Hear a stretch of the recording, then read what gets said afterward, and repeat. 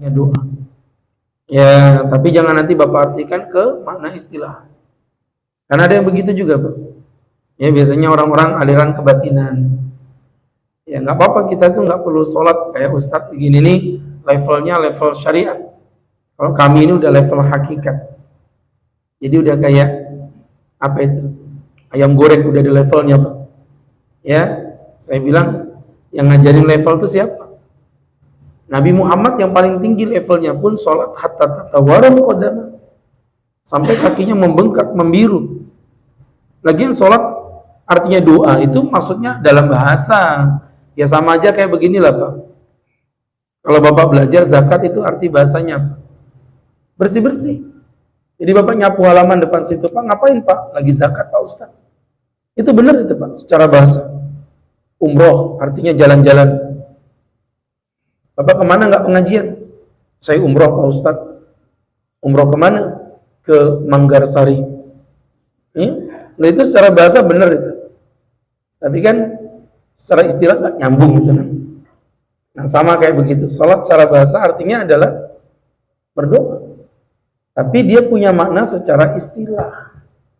Nah ini yang kadang-kadang orang gagal paham. Aqwalun kumpulan dari ucapan, wa af'alun kumpulan dari pekerjaan, muftatihatun bitakbir yang dibuka dengan takbir, wa muftatimatun bitaslim ditutup dengan salam, biniyatin dengan niat, wa syara'itin maksusatin dan dengan syarat-syarat tertentu. Jadi bapak-bapak yang berbahagia, kalau kita belajar dari definisi tadi, kumpulan dari ucapan dan pekerjaan. Ya, karena mohon maaf bapak-bapak, rukun sholat itu ada 4 poin. Ada yang namanya rukun qalbiyah, dan itu adalah niat, rukun yang di hati. Yang kedua rukun qauliyah, rukun yang diucapkan. Contohnya membaca Al-Fatihah, membaca tasyahud akhir, dan lain sebagainya. Yang ketiga fi'liyah, bentuknya pekerjaan, rukuk, sujud, dan lain sebagainya. Dan yang keempat nanti ada namanya rukun ma'nawiyah. Dia bukan hati, bukan ucapan, bukan juga fisik. Contohnya rukun apa itu Pak? Dia abstrak, tidak berbentuk niat, tidak berbentuk pekerjaan, tidak berbentuk ucapan. Misalnya apa? Ya. Kok ke zakat sih ini? Sholat, pembahasan sholat. Apa yang lari ke zakat? Ini pasti belum makan siang. Ya. Jadi saya ulangi lagi. Contohnya apa? Rukun apa? Bukan ucapan, bukan pekerjaan. Khusyuk. Kalau Bapak masukkan di rukun, sholat kita kayaknya batal semua tadi Pak. Berbahaya. Contoh salah satunya tertib, tapi nggak pakai bentak. Tertib gitu aja. Contoh lagi apa misalnya? Tumak ninah. Tumak ninah juga rukun yang bukan ucapan, bukan pergerakan. Jadi salat kalau nggak tumak ninah itu batal. Bukan kurang afdal, batal. Nah, Nabi lagi duduk di belakang, ada anak muda duduk salat di depan sini. Kemudian salatnya laju, ngebut. Ya, sama Nabi, irji fasalli fa innaka lam tusalli. Ulangi salatmu karena kamu belum salat. Jadi Nabi ngomongnya bukan salatmu batal ya. Kalau batal itu kan salatnya masih diakui lah. Ini enggak, kamu belum sholat. Artinya maksudnya betul-betul wujuduhu keadamihi. Keberadaannya itu sama seperti ketidakberadaannya. Jadi bapak-bapak yang berbahagia, ini jadi pembelajaran buat kita bersama bahwa sholatnya menjadi sholat yang batal. Ngebut, ngalang-alai Valentino Rossi. Iya Pak. Apalagi kalau sholatnya nggak ada yang ngelihat. Sholat di mes-mesan tuh kadang-kadang Masya Allah, laju, Allahu Akbar, Allahu Akbar. Saking lajunya, Sami Allahu Akbar, dirapel jadi sama. Ya Pak. Tapi giliran sholat ngimamin pejabat. Pimpinan Petrosi Jakarta datang sholat di sini. Yang jadi imam ini kadang lagunya saja bisa berubah. Allahu Akbar, gitu ya. Kenapa? Karena ada pejabat. Kelakuan manusia begitu. Ya, jadi teman-teman yang dimuliakan Allah, itu tadi namanya rukun ma'nawiyah. Ini 4 poin tadi berkaitan dengan rukun-rukun salat. Aqwalun, ucapan. Wa af'alun, pekerjaan. Muftatiyatun bitakbir, dibuka dengan takbir. Namanya takbiratul ihram. Hukumnya apa Pak? Takbiratul ihram Pak? Takbiratul ihram hukumnya apa? Wajib. Tapi bukan itu pertanyaannya. Kalau itu mah anak kecil juga tahu Pak.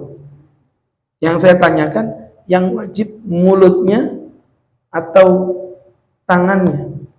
Kan kita takbir begini, Allahu Akbar. Yang wajib mulutnya apa tangan? Bapak sekali lagi nggak jawab, saya pulang ya. Sudah mulai emosi nih Pak, jangan main-main ya. Kalau dua-duanya ngapain disuruh milih, keles ya? Iya. Jadi teman-teman, yang saya tanya itu yang wajib. Kalau yang dikerjakan dua-duanya boleh. Ya, bisa jadi yang satu wajib, yang satu sunnah. Yang kita pelajari ini yang wajib mulutnya apa tangannya? Gak usah marah-marah, biasa aja. Ya. Sabar, istighfar.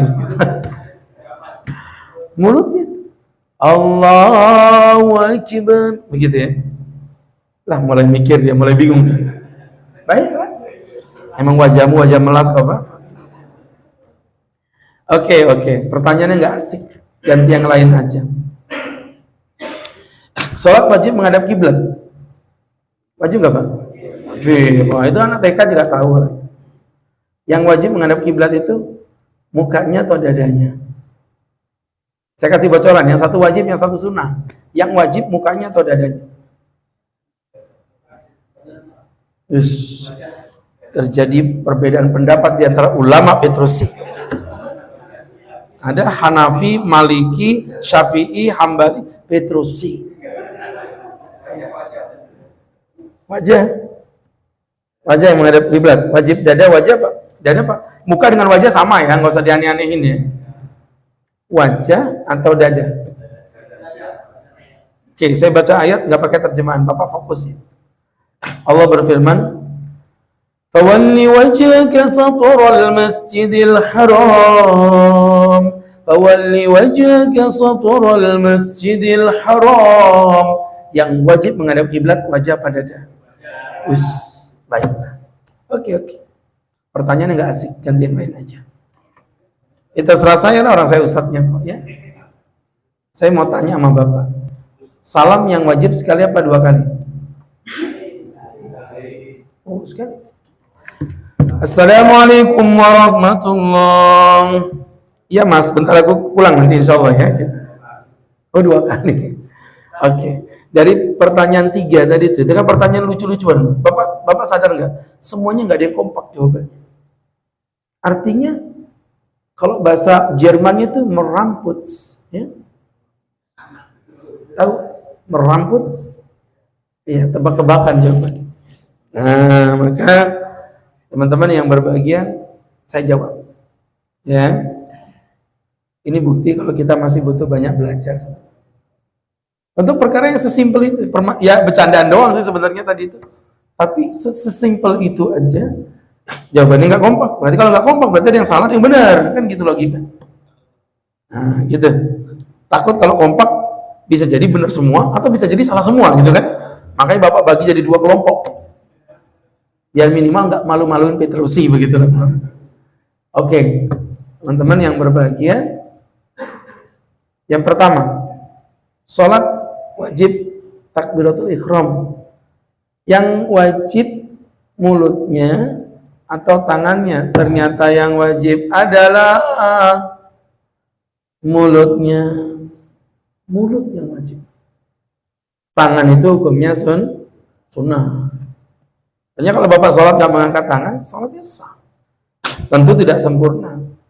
Tapi yang wajib mulutnya. Nah, sekarang yang terjadi di masyarakat kan banyak orang yang sholat begini. Tidak gerak sama sekali. Allah Akbarnya mana? Mudik pulang kampung Pak Ustaz. Ini terjadi begitu. Banyak orang sholat mulutnya tidak gerak sama sekali. Hati-hati, batal sholat. Dan Allahu Akbarnya juga harus yang benar. Banyak yang lahan itu, lahan. Oh, lahan ya. Lahan itu bacaan yang tidak sesuai kaidah. Imam, yang saya bahas ini imam, bukan makmum. Allahu Akbar. Allahu Akbar. Salahnya di mana? Huwa. Bapak, mohon maaf, nggak ada tulisan Allahu Akbar ya. Tulisan Allahu Akbar itu hu, alif, ak. Hu, ak. Bukan huak. Kebanyakan kita muadzin, contoh muadzin, Allahu Akbar. Allahu Akbar. Akbar. Siapa yang ngajarin? Allahu Akbar. Hu akbar. Itu lahan namanya. Banyak kita tuh salah. Di azan tuh salah. Hayya 'alas shalah.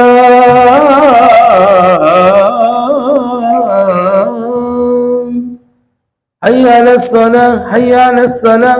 Hayya la. Bukan hayya la. Hayya 'ala. Allah beda tipis Pak Ustaz. Tipis gundul musik. Artinya jauh berbeda. Hayya 'alas shalah. Hayya, ayo, ala kepada salat. Ayo kepada salat. Begitu. Tapi kalau Bapak ganti hayya 'alas shalah, hayya ayo, la tidak salat. Ayo tidak salat, makanya enggak ada yang datang ke masjid. Muadzin juga lahan begitu. Bukan hayya la, tapi hayya 'ala. Nah, ini yang kayak begini Pak. Ada banyak yang keliru ya. Lagi, kemudian bapak-bapak yang berbahagia, kalau kita belajar, teman-teman yang berbahagia, berkaitan dengan yang kedua, sholat wajib menghadap kiblat. Ya, yang wajib menghadap kiblat muka apa dada? Ternyata yang wajib menghadap kiblat adalah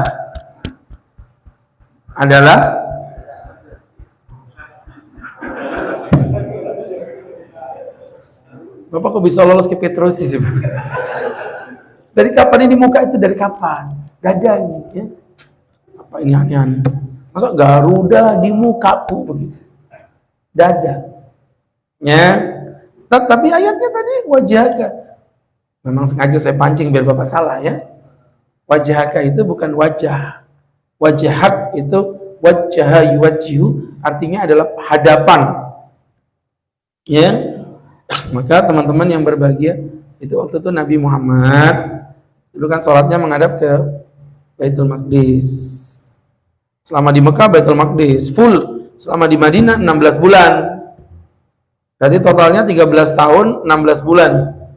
Itu Nabi menghadap sholat ke Baitul Maqdis sampai Nabi berharap bahwa kiblat itu berubah menuju ke Baitul Haram. Tapi Nabi kan nggak berani, karena kan beliau cuma utusan bukan Tuhan.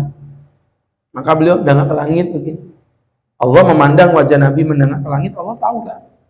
Terus Allah bilang, "Fawalli wajhaka shatral masjidil haram." Ya udah Muhammad, mulai sekarang alihkan hadapanmu menuju ke Masjidil Haram. Makanya bukti kalau sholat itu yang wajib menghadap dadanya, dada nggak boleh berubah. Tapi kalau muka Bapak sholat noleh itu nggak batal, makruh. Itu pun kalau nggak ada udzur. Kalau ada udzur bahkan hukumnya mubah. Seperti yang terjadi pada saat Nabi sudah sepuh, nggak mampu lagi memimpin sholat, Nabi perintahkan Abu Bakar, muru Abu Bakrin yusun ibn Nas, perintahkan Abu Bakar jadi imam. Abu Bakar jadi imam. Lagi tengah-tengah sholat, Nabi Muhammad ini memang luar biasa. Ya, beliau merasa kayak ada yang kurang. Beliau merasa kayak ada yang kurang lengkap gitu. Kalau nggak sholat berjamaah, tengah-tengah sholat berjamaah, Nabi keluar, pintu Nabi itu kayak nempel di tembok begitu. Ketika Nabi keluar, para sahabat lain memberikan isyarat kepada Abu Bakar. Maksudnya ada Nabi datang. Subhanallah. Abu Bakar karena nggak ngerasa salah, beliau pun noleh ke belakang. Ternyata di belakang ada Nabi, dan Nabi memberikan isyarat begini. Maksudnya apa ini? Lanjutkan. Itu. Sama kayak Bapak, malam-malam mau keluar, istri lagi sholat tahajud. Dek, aku mau ke warung janda sebelah rumah ya. Kata istrinya begini. Apa? Terusin kutapak, memang mulutmu ya. Itu satu gerakan beda arti. Jadi teman-teman yang berbahagia, yang dirahmati Allah subhanahu wa ta'ala. Nah, Bapak-bapak, insya Allah ya, perilaku Abu Bakar yang menoleh tadi, kalau memang itu membatalkan, pastilah Nabi akan mengingatkan. Tapi kalau nggak ada udzur, makruh. Karena hadis sahih riwayat Aisyah mengatakan, ya, wa ikhtilasun yakhtalisu syaitan, menoleh itu adalah korupsi yang dilakukan oleh setan min salatil abdi, dari salat seorang hamba, ya, dari salat seorang hamba. Jadi teman-teman yang berbahagia, yang dimuliakan Allah Subhanahu wa ta'ala, jadi korupsi. Jadi salat kita itu dikorupsi kalau kita noleh, tapi tidak batal. Kemudian yang ketiga tadi, salamnya sekali apa 2 kali? Yang betul, jadi ternyata salamnya itu memang yang wajib cuman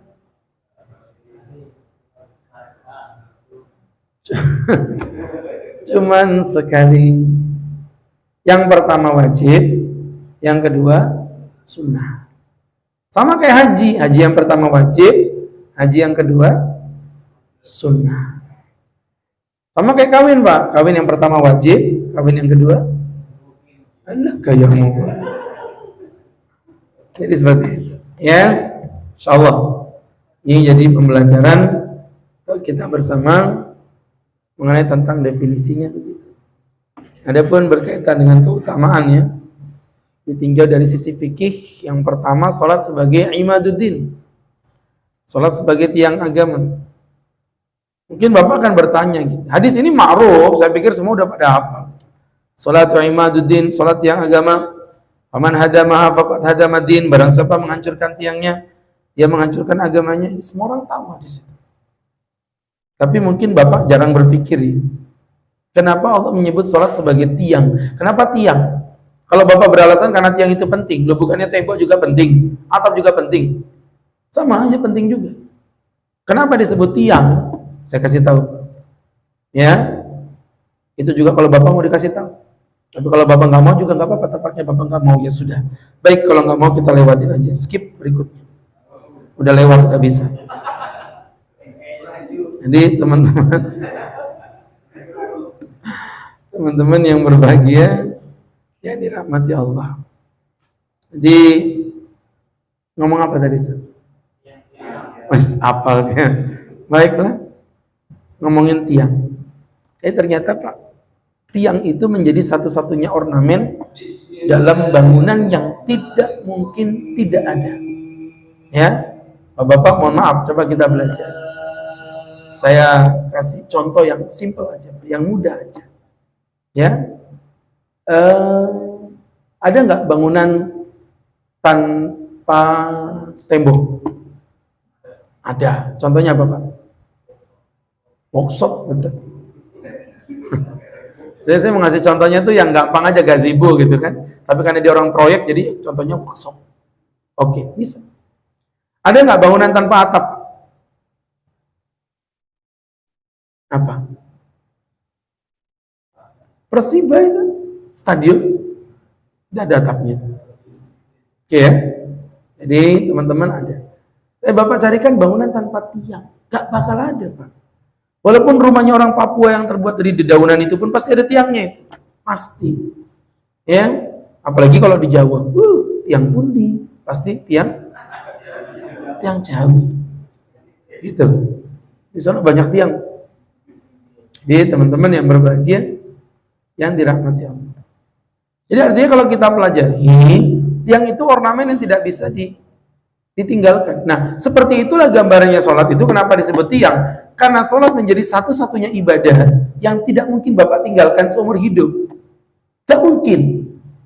Contoh kita praktek langsung aja. Ada nggak gambaran orang yang bebas dari kewajiban zakat? Siapa? Orang miskin. Yang miskinnya istiqamah. Dari kecil sampai tua miskin terus. Itu miskin yang istiqamah, komitmen dalam kemiskinan. Yang kedua, ada nggak gambaran orang yang bisa meninggalkan haji padahal dia kaya? Siapa? Orang yang punya penyakit permanen. Dokter vonis, ini nggak bisa naik pesawat, Pak. Jantungnya nggak kuat. Itu contoh. Ada nggak gambaran orang boleh meninggalkan puasa tanpa qadha seumur hidup? Siapa, Pak? Kalau orang gila Bapak masukkan, kenapa nggak dari tadi? Siapa nggak wajib zakat? Orang gila. Siapa nggak wajib puasa? Orang gila. Lama-lama kau yang gila, ya. Orang gila dibahas. Sekali lagi bilang orang mati, puas kau ya. Jadi bapak ngajak kelahi orang-orang ini. Orang gila nggak usah dibahas, bapak, ya Allah. Siapa contohnya? Tidak wajib puasa tanpa qadha seumur hidup. Orang sakit masih wajib qadha, ya? Menyusui wajib qadha, Pak, dalam qaul yang roji, Pak. Orang tua yang dengan ketuaannya tidak mampu berpuasa, namanya haram. Itu nggak ada qadha, Pak. Cukup fidyah saja. Kai puasa kai, enggak, Cuk.